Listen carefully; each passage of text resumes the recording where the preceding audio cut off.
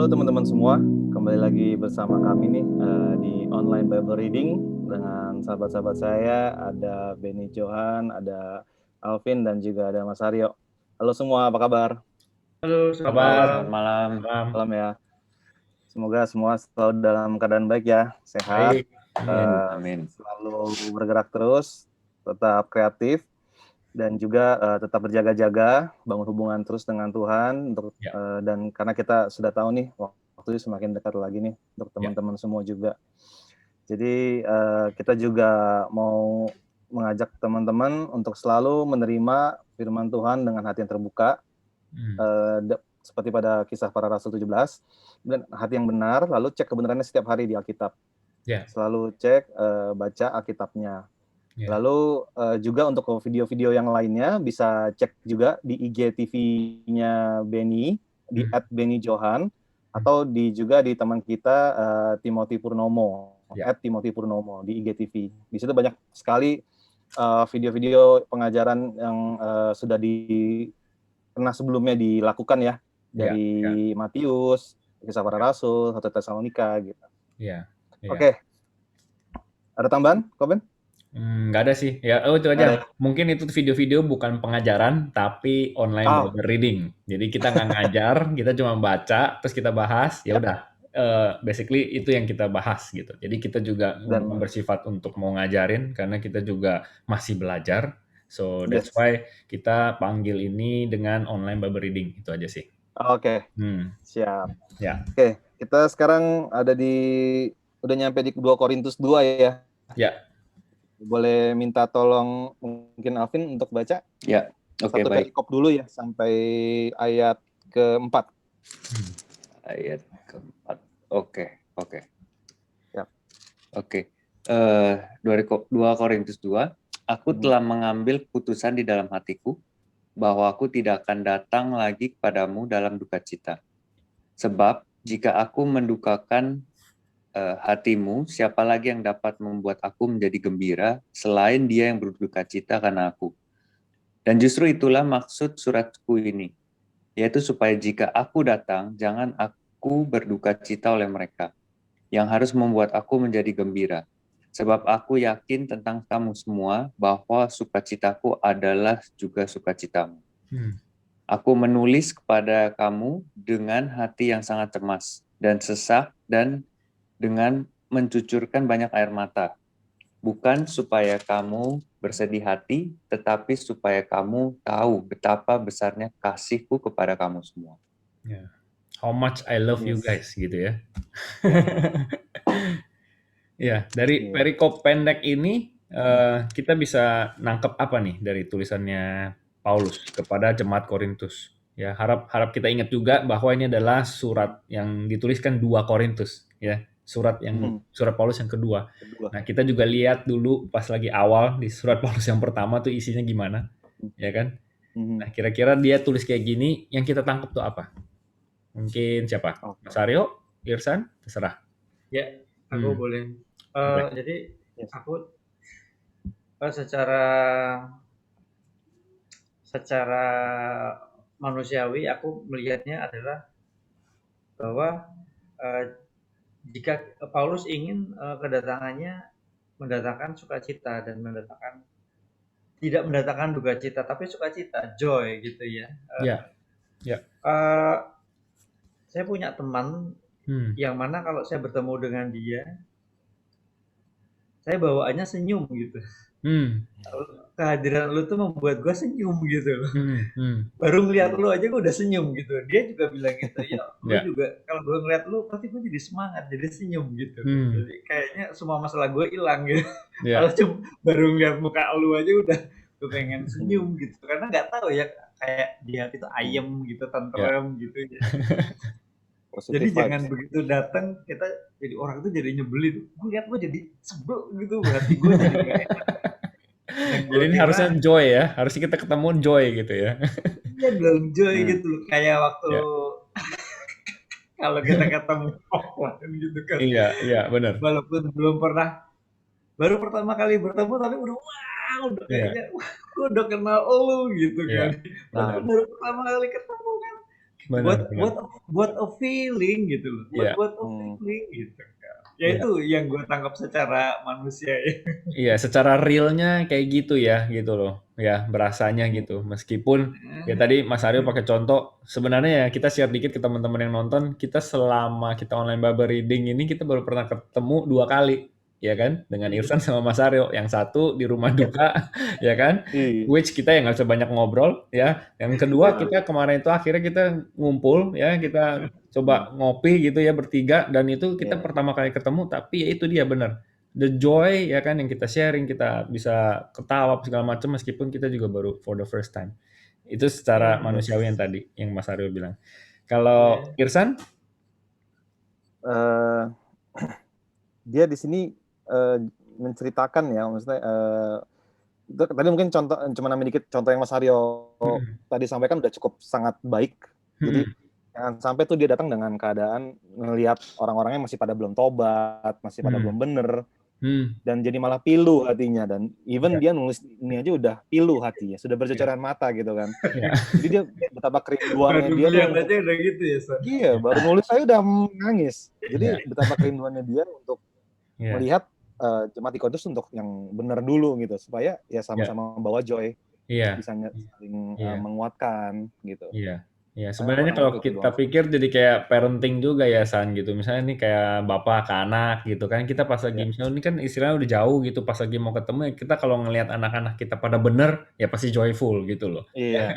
Gitu. Karena ini ditujukan untuk jemaat. Jadi dalam hatinya Paulus nih ya dia berharap ini jemaatnya udah menjadi lebih baik lagi. Karena kan kita tahu ya di 1 Korintus yang isinya tuh semua istilahnya dikasih tahu nih, nggak, jangan kayak gini, ini salah nih kayak gini, pengertiannya nggak benar. Terus ya banyak yang perlu diperbaiki di 1 Korintus. Makanya isi 2 Korintus itu seperti ini. Gitu. Vin, ada yang mau ditambahin, Vin? Belum ada. Belum ya? Oke. Itu tadi ya, sebentar. Ada sesuatu yang tadi gua lihat. Oke, dia bilang, sebab aku yakin tentang kamu semua bahwa sukacitaku adalah juga sukacitamu. Jadi cara berbahasanya Paulus nih emang luar biasa gitu loh. Intinya kalau lu bener, gue juga ikut happy sebenarnya. Gitu loh. Istilahnya kan kayak gitu. Tapi dia bungkusnya tuh dengan kata-kata yang begitu baik, begitu bagus gitu. Karena dia juga tahu kita perlu jaga nih unity kita sebagai satu tubuh Yesus. Karena kan di 1 Korintus dia juga mention tentang itu kan, satu tubuh itu. Jadi maksudnya ya sebenarnya balik lagi ke situ. Kalau lu sakit sebenarnya gue juga ikut sakit. Kalau lu nggak bener gue juga ikut stres sebenarnya. Istilahnya kayak gitu loh.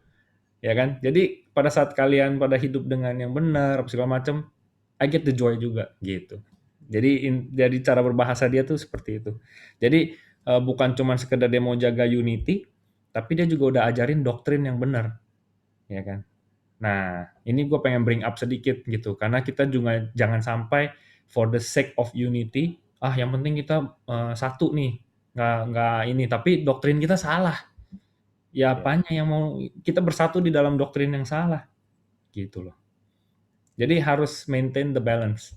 Doktrinnya masih benar, kesatuannya juga mesti kita jaga.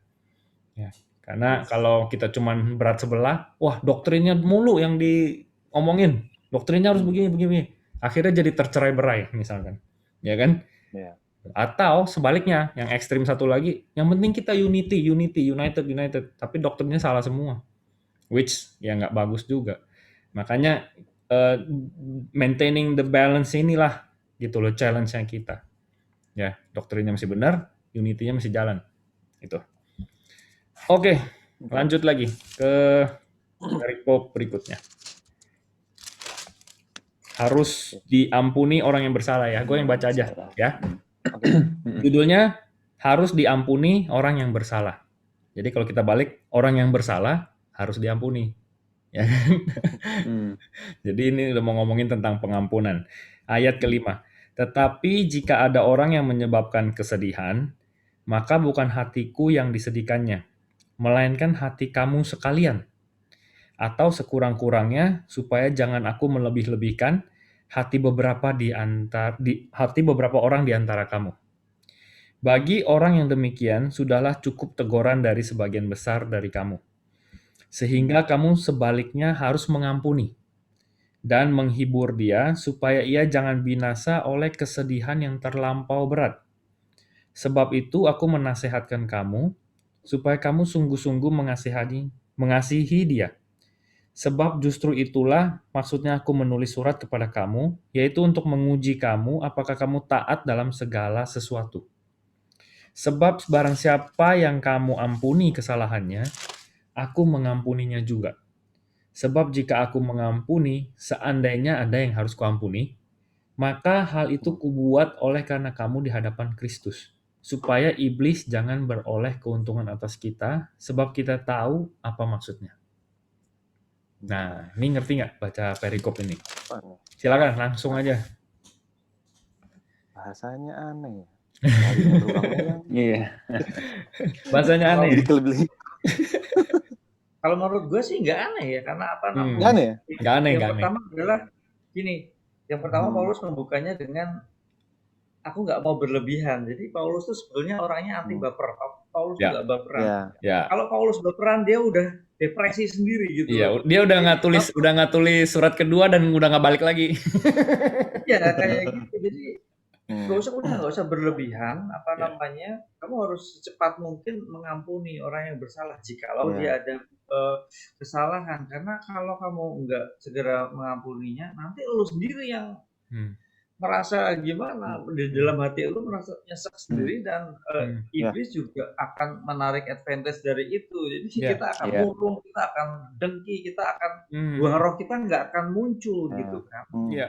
Karena kita ya itu terlalu berlebihan, over dan terlalu sedih, terlalu nggak mengampuni, terlalu lama. Nah, akhirnya dia Paulus sangat singkat dan sangat jelas. Iya. Wah, keren banget Mas Aryo gitu. Meskipun dengan dengan kata-kata yang rileks dari Mas Aryo itu sebenarnya artinya very deep. Kalau kita kalau kita mungkin sekarang yang kita nggak merasa kenapa-napa ya, kita nggak disakiti orang atau kita ya istilahnya kita nggak ada rasa terluka itu gitu. Tapi buat yang mendengarkan nih misalkan lagi dalam kondisi seperti itu, ya tadi kata-kata Mas Aryo itu jangan terlalu lama. Ya kan, jangan bapernya tuh sampai berlebihan, ya. Dan intinya ampuni, gitu. Karena tadi judulnya aja harus diampuni. Gitu. Ya, oke. Lagi dari Alvin mungkin? Iya, mungkin setuju ya dengan apa yang tadi disampaikan Mas Aryo itu udah mungkin mewakili semua apa yang kita bahas barusan ya. Cuma ya betul. Kita nggak bisa terlalu lama-lama dan kita harus mengampuni orang yang bersalah ya, karena di sini tertulis supaya iblis jangan beroleh keuntungan atas kita sebab kita tahu apa maksudnya gitu. Karena iblis itu paling suka, paling menunggu-nunggu celah kelemahan kita gitu. Jadi di saat kita kelamaan baperan yang tadi Mas Aryo sampaikan itu, nah itu disitulah iblis masuk dan kita pelan-pelan akan menjadi pahit gitu. Nah kepahitan ini nggak ada untungnya buat orang lain gitu. Justru kita sendiri yang dirugikan dengan kepahitan itu gitu. Dan iblis berhasil. Itulah keuntungan iblisnya gitu. Jadi kayak itu udah bagus banget dengan apa yang tadi share Mas Aryo gitu. Jadi yang saya dapat sih itu ya. Jadi kayak iblis tuh menunggu, mencari celah. Ketika kita berlama-lama itulah kepahitan kita muncul dan dia mendapatkan keuntungan itu. Makanya Paulus ini juga sudah tahu, makanya dia udah wanti-wanti di surat Korintus ini gitu loh. Itu sih mungkin. This is so good ya, perikop yang sependek ini tapi artinya tuh luar biasa. Ya kan? Dan dia juga bilang gini nih di yang ayat 10 itu dia ada tulis gini, sebab jika aku mengampuni, seandainya ada yang harus kuampuni. Artinya basically dia bilang semuanya udah gua ampunin gitu. Gua nggak hold grudge gitu. Gua nggak ada yang satupun yang bikin gua kesel. Makanya kan dia bilang seandainya ada yang harus kuampuni ya. Berarti kan artinya nggak ada yang perlu diampuni, dia udah ampunin semua gitu loh. Itu membuktikan ya, maksudnya kita belajar lah gitu untuk punya kapasitas hati yang semakin besar setiap harinya gitu. Emang perlu proses sih, nggak bisa kita kayak lu mah gampang ngomong, lu nggak tahu gue begini. Iya memang betul, ya kan kita nggak di sepatu orang yang sedang mengalami itu. Tetapi setiap dari kita nih bisa untuk improve gitu loh, untuk perbesar lagi kapasitas hati kita. Dan ya kalau kita baca Alkitab sih ya Tuhan Yesus juga suruh kita mengampuni kan. Banyak banget kan Yes. ayat-ayatnya tentang pengampunan. Berarti artinya ini sangat penting. Apalagi dia juga bilang pas di doa Bapa kami aja ditulis kan, ampunilah dosa kami seperti kami pun mengampuni yang berdosa kepada kami. Ya kan dia bilang gitu kan. Ampunilah dosa kami. Ya kan gitu. Supaya kami pun mengampuni yang berdosa kepada kami. Dia minta Tuhan untuk mengampuni dosa kita gitu. Jadi semuanya tuh berhubungan, ya kan. Dan kalau kita tidak mengampuni, ya yang paling rugi duluan itu ya diri kita dulu sendiri. Dulu kita pernah dengar sih cerita ya, yang kasih contoh tuh kita tuh kalau lagi disakiti kan kita kayak ditusuk pisau kan gitu, gitu. Ya kan. Terus kita nggak mau ngampunin gitu. Ini pisau masih tetap nancep di sini gitu loh. Sakit. Padahal kalau kita tahu ya kalau kita terluka aja kita harus keluarin, terus kita harus sembuhin, kita tempel, ya kan, kasih obat supaya sembuh. Tapi kita malah kelamaan nih biarin ini di dalam terus, ya akhirnya makin parah itu luka itu. Gitu. Dan pada saat kita mengalami itu, kalau kita nggak mau sembuh, itu jadi itu hurt people. Ya kan, orang yang terluka itu melukai orang lain karena dia memang udah lagi sakit banget. Jadi makanya kalau cuma kesentuh dikit doang kan langsung aduh gitu. Padahal ya dia karena dia belum mengalami pengampunan itu sehingga dia juga nggak mengampuni orang lain. Sedangkan kita yang ikut Tuhan Yesus, kita yang percaya Tuhan Yesus, kita tahu kalau kita tuh udah diampuni sama Tuhan. Jadi kenapa kita nggak bisa ampunin orang lain? Itu sih. Jadi kalau kita bisa dengan sangat sadar akan pengampunan yang Tuhan udah kasih ke kita akan belajar sih untuk mengampuni orang lain. Gitu. Gue nggak bilang itu gampang, gue nggak bilang itu akan kita pasti langsung bisa mengampuni orang lain, tapi kita akan belajar. Gimana ya? Gue juga harus ampunin nih, gitu. Karena Tuhan Yesus juga udah mengampuni gue. Gitu. Ada lagi yang kita skip? Gue tambahin deh. Ya, boleh, San. Iya, kalau terlebih lagi juga saat kita terluka tadi kita juga harus cerita ke orang yang tepat ya. Yang lebih yang dewasa, yang bisa memenangkan kita, bukan malah jadi malah kompor. Yang ada tuh pisau udah nusuk, diputer-puter tuh pisau tuh. lu yakin lu nggak boleh begitu, malah diputer-puter tuh luka makin dalam. Jadi orang yang tepat dan komunitas yang tepat juga ya penting banget gitu. Betul. Kita juga melepaskannya juga pasti kan juga dengan cerita ke orang kan. Gue begini nih gini semacam ya. Kalau kita ketemu orang yang tepat ya pasti udah maafin aja, maklumin, pasti dia lagi ngalamin situasi yang gimana atau lo ya memberikan sudut pandang yang lain sehingga dia dapat memaafkan orang itu gitu. Iya, sudut pandang yang benar ya, ngasih input yang benar ya. Yes. Sudut pandang yang benar gitu kan. Bagus. Terus tadi untuk nanggepin perkopen tadi, jadi tadi ralat bukan bahasanya aneh, tapi translate-annya yang aneh. Translate-nya. Benar, harusnya bisa ditranslate dengan lebih baik ya. Iya, lebih baik gitu. Dan bukan dari-darinya, dalam satu kalimat ada 2 dari. Terus juga mungkin kalau yang gue dapat dari perikop ini itu kalau kita tuh jangan terlalu dibilang di sini kan mengampuni. Berarti sebenarnya bagi orang yang demikian sudahlah cukup teguran dari sebagian besar dari kamu. Berarti kan kita habis negur orang itu. Sebenarnya menegur itu kan udah semi-semi bisa tipis-tipis antara menghakimi dan menegur kan. Orang bisa salah tangkap nih gitu. Tapi ya kita menegur dengan kasih. Dan kita juga jangan jadi kayak udah negor, ngejatohin, terus malah makin dipojokin. Yang ada kita malah jadi keasikan sama kita sebagai merasa orang paling benar gitu jadinya. Tapi kalau kita dengan kasih, justru itu kesempatan kita untuk nunjukin kalau adanya kita mempunyai kasih itu sendiri. Jadi menegur dengan kasih, terus mengampuni juga. Yaudah gitu. Maksudnya kita mungkin nggak langsung sama orangnya, cuman kita menunjukkan sikap pengampunan itu juga justru orang jadi merasakan, oh ini orang penuh kasih ya, bukan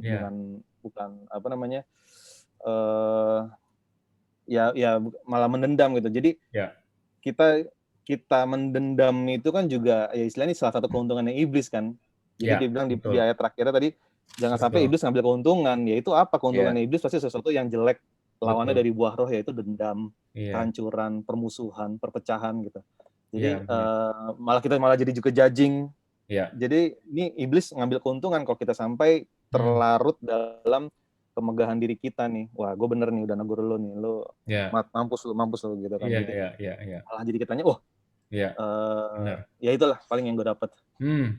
Bagus banget, San, dari perspektif yang sisi lain lagi. That's why pada saat kita online Bible reading ini, kita tuh kayak dapatnya tuh kayak kaya banget.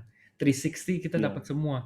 Ya kan, semua sudut pandang tadi, ya benar banget gitu. Jangan sampai kita cerita ke orang yang nambah-nambahin gitu. Itu juga ya gua ngerti banget tuh. Ya kan. Makanya dulu kalau kita ada sesi kayak pernikahan atau apa, kita misalkan lagi ada masalah dengan pasangan, itu ceritanya harus ke orang yang tepat, ya kan? Bukan ke orang yang mendukung diri kita, tetapi orang yang harusnya mendukung pernikahan kita, ya kan? Nah, banyak tuh yang dia mau mendukung diri lu. Jadi lu misalnya cerita ke gua nih, San, ya gue dukung diri lu. Iya bener, lu bener San kayak gitu, San. Makanya begini-begini. Lu tuh udahlah, nggak usah kayak gitu. Lu tinggalin aja udah. Nah, itu tuh gitu, ya kan? Yang harusnya adalah justru cari orang yang mendukung pernikahan kita. Loh, kalian kan suami istri, ya kan? Kalian kan udah satu tim, ya kan? Ya semuanya siapa yang kalah, dua-duanya juga kalah. Siapa yang menang, dua-duanya menang. Nah, harusnya tuh seperti itu bahasa yang diberikan. Jadi kita juga harus sadar nih orang yang lagi ngasih kita input nih, input yang bener apa input yang nggak bener, ya kan? Ya. Dan itu di ayat ke-11, supaya iblis jangan beroleh keuntungan atas kita. Sebab kita tahu apa maksudnya. Jadi kita sebenarnya juga udah tahu kalau kita kayak gini terus kita juga udah tahu nih yang menang nih si iblis. Terus ruginya di kita juga udah tahu gitu. Cuman masalahnya kita mau lakuin atau enggak gitu. Mau ampunin apa enggak. Ya kan? Oke, itu. Kita masuk ke perikop yang selanjutnya lagi. Ya, gue baca deh. Oke. Kecemasan dan kelegaan Paulus di Troas dan di Makedonia. Ayat 12, ketika aku tiba di Troas untuk memberitakan Injil Kristus, aku dapati bahwa Tuhan telah membuka jalan untuk pekerjaan di sana. Tetapi hatiku tidak merasa tenang, karena aku tidak menjumpai saudaraku Titus. Sebab itu aku minta diri dan berangkat ke Makedonia. Tetapi syukur bagi Allah, yang dalam Kristus selalu membawa kami di jalan kemenangannya. Dengan perantaraan kami, Ia menyebarkan keharuman pengenalan akan Dia di mana-mana. Sebab bagi Allah kami adalah bau yang harum dari Kristus di tengah-tengah mereka yang diselamatkan dan di antara mereka yang binasa. Bagi yang terakhir, kami adalah bau kematian yang mematikan, dan bagi yang pertama, bau kehidupan yang menghidupkan. Tetapi siapakah yang sanggup menunaikan tugas yang demikian? Sebab kami tidak sama dengan banyak orang lain yang mencari keuntungan dari firman Allah. Sebaliknya, dalam Kristus kami berbicara sebagaimana mestinya dengan maksud-maksud murni atas perintah Allah dan di hadapannya. Iya, itu ayat yang ke-17 tuh harus di-highlight tuh, tebelin tuh. Ya, gitu. Apa, San? Iya. Ini ada kaitannya dengan dia penundaan kunjungan dia ke Korintus ini gak sih? Yang pas di Korintus terakhir ya? Yang jelas 1 Korintus 2:1 ya? Benar, yang jelas di sini kan dia ada rubah arah nih, ya kan, rubah direction, ya. Karena dia bilang, tetapi hatiku tidak merasa tenang, ya kan, karena aku tidak menjumpai saudaraku Titus. Nah itu kalau kita lihat, kita kan jadi ngerti ya, apapun yang kita lakuin nih, kita cek dulu nih, ada sukacitanya nggak, ada damai sejahteranya nggak, gitu. Karena basically kita yang udah jadi orang percaya, Roh Kudus nih tinggal di dalam kita. Jadi selama kita punya damai sejahtera, kita punya sukacita, terus lakukan aja. Gitu loh. Nah, kalau udah nggak benar, Roh Kudus itu akan ngingetin kita. Ya kan? Makanya jadi ngerasa nggak punya damai sejahtera, nggak ada rasa sukacita ini. Nah, mendingan kita cek lagi nih. Karena kayaknya istilahnya kayak mesin mobil tuh udah ada yang nyala nih merah nih. Apa nih merah? Gitu. Gitu. Jadi kita mulai mau nanya dong, Koben. Kenapa? Sorry. Ya. Sorry, lanjut dulu aja. Ya, jadi sama kayak mesin mobil tadi gue bilang. Sama kayak mesin mobil, dia muncul lampu merah, cek engine atau apa gitu, kan kita jadi tahu nih, kayaknya ada yang perlu kita lihat nih. Nah, itu maksudnya relate-nya ke yang tadi. Karena Paulus itu kan dia merasa tidak tenang. Dia bilang, tapi hatiku tidak merasa tenang. Ya, sebenarnya karena dia nggak ketemu sama Titus. Sebab itu aku minta diri dan berangkat ke Makedonia. Ya kan? Gitu, dia langsung ke Makedonia. Jadi poin yang mau disampaikan tadi itu. Kalau kita lagi lakukan sesuatu atau kita mempunyai rencana apa, ya kan, pastikan kita punya damai sejahtera dan sukacita itu, ya. Terus apa lagi nih yang kita ini bahas? Tadi yang di ayat 15, sebab bagi Allah kami adalah bau yang harum dari Kristus di tengah-tengah mereka yang diselamatkan. Itu maksudnya satu poin sendiri, dan di antara mereka yang binasa, itu yang kedua. Jadi di ayat 16 itu dibilang bagian terakhir kami adalah bau kematian.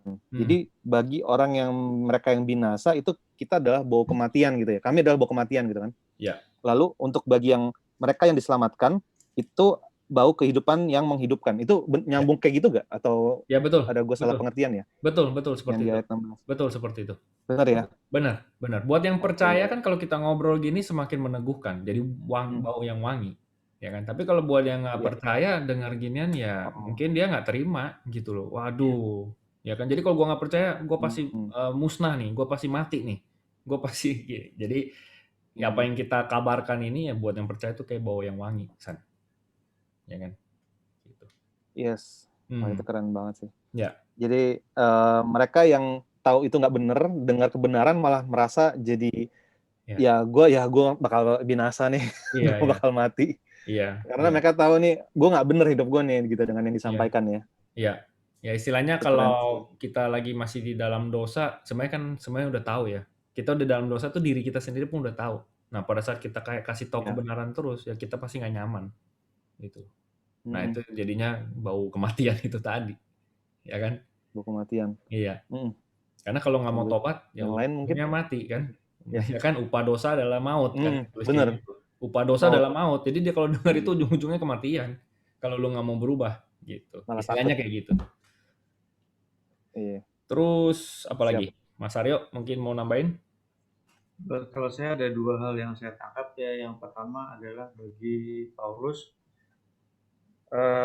ketidakadaan sukacita maupun damai sejahtera itu cukup bisa membuatnya mengubah rencana yang tadinya dia udah susun gitu loh.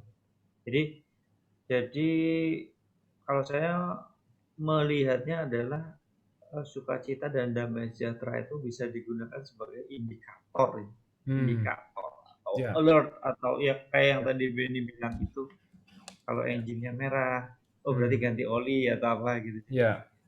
Kepekaan ya istilahnya. Kalau dipandang sebagai mesin itu berarti ada kepekaan. Kita otomatis ada kepekaan untuk mengubah rencana kayak gitu.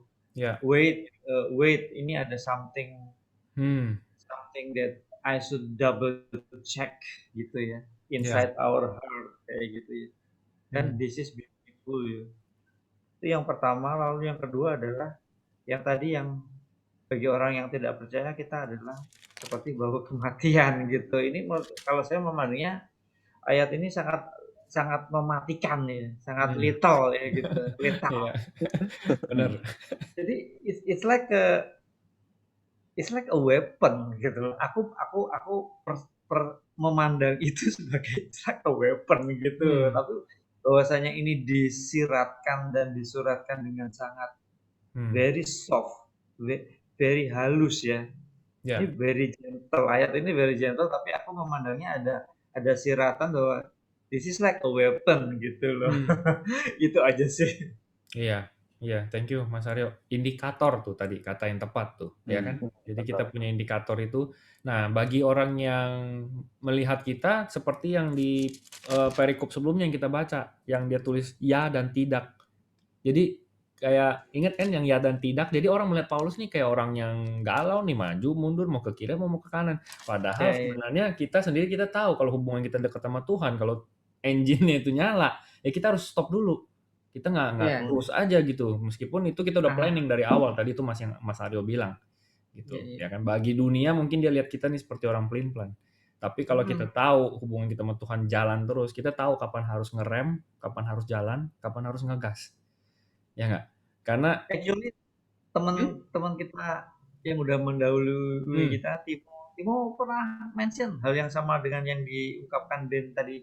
Dia bilang begini, Mas, kalau saya punya rencana, tiba-tiba it doesn't go smooth gitu, kayak terpending gitu. Justru Timo yang membahasakan seperti ini, justru aku merasa bahwa disitulah Tuhan say something bahwa belum waktunya. Timo pernah mengatakan seperti seperti itu kan. Iya, betul, betul. Nah, itu nyangkut ke ayat yang kita pakai cook-nya Tuhan. Iya kan? Ya. Kan kalau kita udah ikut Tuhan, dia bilang Tuhan Yesus bilang kita ikut cook-nya dia karena easy kan dia bilang, easy and nice. Ya, Nah, kalau kita Iya. udah ikut cook-nya Tuhan, artinya yang ngarahin kita itu Tuhan. Ya. yes. Ya nggak? Jadi yang ngarahin Tuhan di sebelah kita kita. dia, yang suruh kita cepat atau lambat juga dia. Jadi Iya, iya. dari direction-nya dari Tuhan, ya kan buat fast apa slow-nya juga dari dia. Gitu. Makanya Iya, kalau kita mau ikut cook-nya Tuhan, ya itu jadinya. Nah, yang kita bisa tahu dari sisi mana? Ya kita punya damai sejahtera apa enggak? Sukacita itu ada apa enggak? Karena Iya, kalau iya. nggak ada, artinya ini ada lagi something wrong nih. Karena kalau rencana Tuhan itu kan nggak mungkin bikin kita jadi hilang damai sejahtera itu. Gitu loh. That's Ya kan? good. Gitu sih. Oke, terus sama yang terakhir kita waktu udah mau habis. Yang terakhir ini di tadi yang ayat 16 kata Mas Aryo udah little, and then ayat 17 dia tambahin lagi.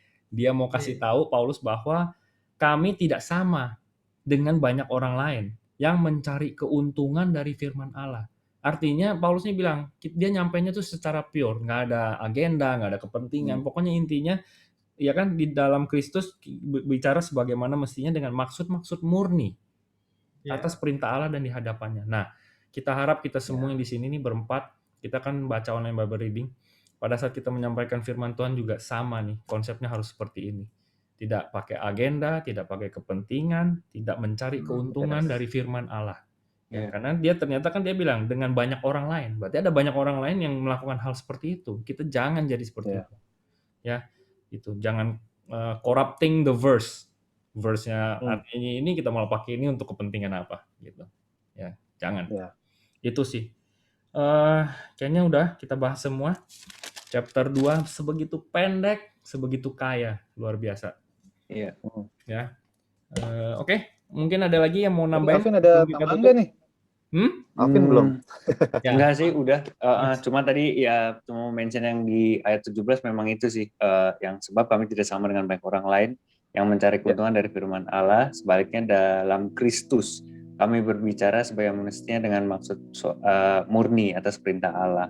Jadi memang ya surat Paulus ini dia tekankan memang poin-poin penting sih, di mana pesan-pesan dia itu jelas gitu. Jadi sampaikan apa yang menjadi perintah Allah itu murni, tidak ada bumbu-bumbu lainnya gitu. Jadi jangan sampai orang yang mendengar atau menerima itu punya persepsi yang lain gitu. Gitu. Jadi ini memang pesannya udah jelas gitu, karena Paulus tahu betul gitu orang-orang yang mendengar, yang menerima itu responnya bisa seperti apa aja gitu. Jadi memang udah dipesenin seperti itu, jelas gitu. Jadi ayat 17 ini sih bagus banget sih, kunci gitu. Itu aja sih. Nice. Oke, thank you semuanya. Alvin, Irsan, Mas Aryo. Thank you. Ya, jadi bukan cuman mendengarkan, bukan cuman membaca, tetapi kita juga mau jadi pelaku firman dalam kehidupan kita. Besok-besok kita keluar ya kan ke masyarakat, orang sekitar, ya kita sebisa mungkin kita lakuin, ya kan, kita mau lebih baik lagi. Dan kita bahas kayak gini, gue sendiri juga terberkati banget gitu loh. Meskipun udah baca sendiri beda pas lagi kita berempat begini. Meskipun udah baca berkali-kali beda pas lagi kayak gini, gue di-remind lagi. Oh ya, dari Irsan kayak gini, dari Aryo kayak gini, dari Alvin kayak gini. So that's why ini harus dilakuin supaya kita jalannya ini tuh istilahnya miring dikit udah balik lagi, karena kita saling jaga, ya nggak? Make every one of us accountable. Itu jadinya. So thank you semuanya. Kita sampai ketemu lagi minggu depan. Thank you. Selamat beristirahat. Tuhan Yesus memberkati. Bye bye.